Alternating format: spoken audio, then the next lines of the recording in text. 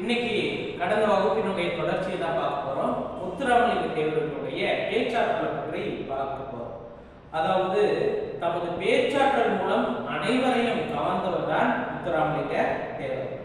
அவர் முதல்ல சாயக்குடி அப்படிங்கிற ஊர்ல விவேகானந்தரின் பெருமை அந்த தலைப்பு எடுத்து பேசும் பொழுது கிட்டத்தட்ட 3 மணி நேரம் உரையாற்றினார். அந்த கூட்டத்தில் காமராசர் பாத்தீங்கன்னா இருந்தார். அப்போ அவர் என்ன சொன்னார் அப்படின்னா, முத்துராமலிங்க தேவரினுடைய இந்த வீரமிக்க பேச்சு விடுதலை போருக்கு மிகவும் உதவும் வகையில இருக்கு அப்படிங்கிற விஷயத்த நம்ம தமிழ்நாட்டினுடைய முன்னாள் முதலமைச்சர் காமராசர் அவர்கள் பதிவு செய்திருக்கிறார். பிறகு பாத்தீங்க அப்படின்னா, அதாவது இவர் முத்துராமலிங்க தேவரினுடைய பேச்சு சிங்கத்தின் முழக்கம் போல இருக்கு அப்படின்னு நம்ம திராவிட முன்னேற்ற கழகத்தினுடைய முன்னாள் தலைவர் அறிஞர் அண்ணா அவர்களும் சொல்லி இருக்கிறார். பிறகு அதாவது உள்ளதை மறைக்காமல் அப்படியே பேசுபவர் தான் முத்துராமலிங்க தேவர் அப்படின்னு ராஜாஜி அவர்களும் அவருக்கு புகழுரை சாட்சி இருக்கிறார். பிறகு அதாவது வெள்ளையர் காலகட்டத்தில் இருந்த விட்டல்பாய் வல்லபாய் பட்டேல் போன்ற பெருந்தலைவர்கள் அந்த வட இந்திய இதழ்கள்ல வருவது பழக்கமா இருந்துச்சு. அதே போல வட இந்திய இதழ்கள்லையும் அதாவது இவருடைய பேச்சு அங்கே வருவதும் ஒரு புது நம்மளுக்கு ஒரு சக்தியே கொடுப்பதாகவும் இருந்துச்சு. ஸோ அவருடைய பேச்சாற்றல் என்பது மிக மிக அதாவது ஒரு முக்கியமான பங்கு வகித்திருக்கிறது. அதாவது சுதந்திர போராட்டத்துல. பிறகு தேர்தல் வெற்றிகள், இது இவர் பாத்தீங்க அப்படின்னா நிறைய தேர்தல்ல வெற்றிகளை சந்திச்சிருக்கிறார்.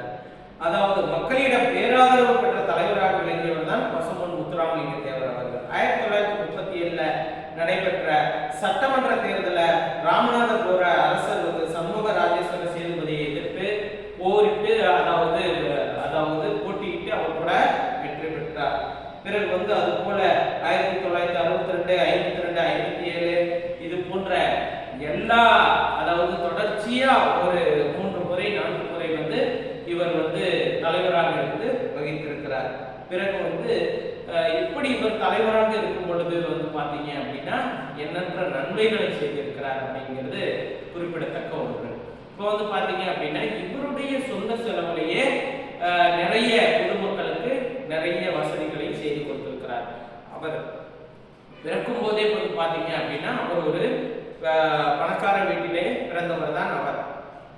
அவர் ஒரு நல்ல ஆட்சியை தான் மக்களுக்கு கொடுத்திருக்கிறார்கள். அப்படி இருக்க போய் தான் பாத்தீங்க அப்படின்னா தேவர் ஜெயந்தி எல்லாம் கொண்டாடுறாங்க, பள்ளிகளுக்கு விடுமுறை விடுறாங்க. அவர் ஒரு சமூகத்துல எப்படி ஒரு சிலர் கட்டமைச்சிட்டாங்க அப்படின்னா, தேவர் அவர்களுடைய சமுதாயத்துக்கு தான் அவர் நல்லது பண்ணாரு அப்படிங்கிற மாதிரி எல்லாம் கட்டமைச்சிட்டாங்க இந்த காலகட்டத்துல. ஆனா அப்படி இல்லாம அவர் ஒரு அகில இந்திய ஒரு தலைவர் தான் பசும்பொன் முத்துராமலிங்க தேவர் அப்படிங்கிறது நம்ம எல்லோரும் தெரிஞ்சுக்க வேண்டிய ஒன்று. அதன் பிறகு குற்றப்பரம்பரை சட்டம், அதாவது குற்றப்பரம்பரை எதிர்ப்பு மாநாடு இவர் நடத்தினார். குற்றப்பரம்பரை சட்டம் அப்படின்னா என்ன அப்படின்னா, ஆங்கிலேய அரசு மக்கள் எல்லாம் இவங்களுக்குள்ள பிரிவினைவாதத்தை ஏற்படுத்திட்டே இருந்தாதான் ஒட்டுக்கா சேர மாட்டாங்க அப்படின்னு அதாவது குற்றப்பரம்பரை சட்டம் அப்படின்னு கொண்டு வந்தாங்க. அப்படின்னா என்ன அப்படின்னா, அதாவது பிறப்பாலேயே ஒருவர் குற்றவாளி அப்படின்றது கருதுவது தான் அந்த சட்டம். அதாவது இப்போ ஒருத்தருடைய அப்பா தவறு செஞ்சிருப்பார், ஜெயில இருப்பாங்க. அவனுக்கு பிறக்கக்கூடிய குழந்தை பாத்தீங்க அப்படின்னாலும் அவனும் ஒரு கைதி போலயே அந்த காலத்துல ட்ரீட் பண்ணுவாங்க. ஸோ அப்படிங்கிறத முழுமையாக நீக்கணும் அப்படிங்கிறதுக்காக அரும்பாடு நிறைய போராட்டங்களை நடத்தியவர் தான் முத்துராமலிங்க தேவர்.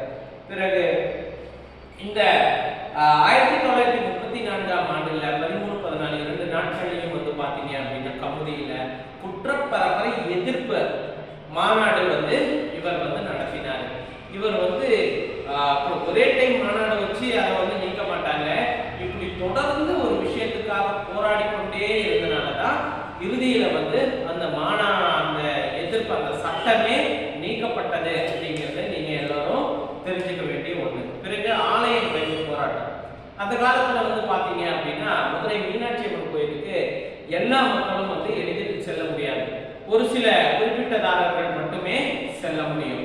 ஆனால் அதாவது உயர்ந்த சாதி கீழ் சாதி அப்படின்னு நினைக்காதவர் தான் அந்த மாதிரி எதுவுமே கிடையாது. பிறப்பால உயர்வு தாழ்வு கருதுவது கூடாது. அப்படி எந்த மக்களை எல்லாம் கோயிலுக்குள்ள அனுமதிக்க கூடாது அப்படின்னு சொன்னாங்களோ அந்த மக்கள் அனைவரையும் நம்ம வாங்க நம்ம போகலாம் கோயிலுக்கு அப்படின்னு ஆலயத்துக்குள்ள நுழையணும் அப்படின்னு போராட்டம் பண்ணி ஆலயத்துக்குள்ள நுழைய வச்சவர் தான் பசும்பொன் முத்துராமலிங்க தேவர் அவர்கள். பிறகு அந்த கோயிலையும் பாத்தீங்க அப்படின்னா உள்ள போக வச்சாரு. இது போன்ற எண்ணற்ற இந்த தீண்டாமை என்பது இதெல்லாம் எதுவுமே இருக்கக்கூடாது, அனைத்து மக்களும் பிறப்பால சமந்தான் என்பதை உறுதி செய்தவர் பசும்பொன் முத்துராமலிங்க தேவர் அவர்கள். பிறகு இவருடைய வாழ்க்கையில விவசாயிகளுக்கு அதாவது ஒரு நண்பனாக இருந்திருக்கிறார். பிறகு கூட்டுறவு சிந்தனையாளராக இருந்திருக்கிறார். தொழிலாளர்களினுடைய தலைவராக இருந்திருக்கிறார்.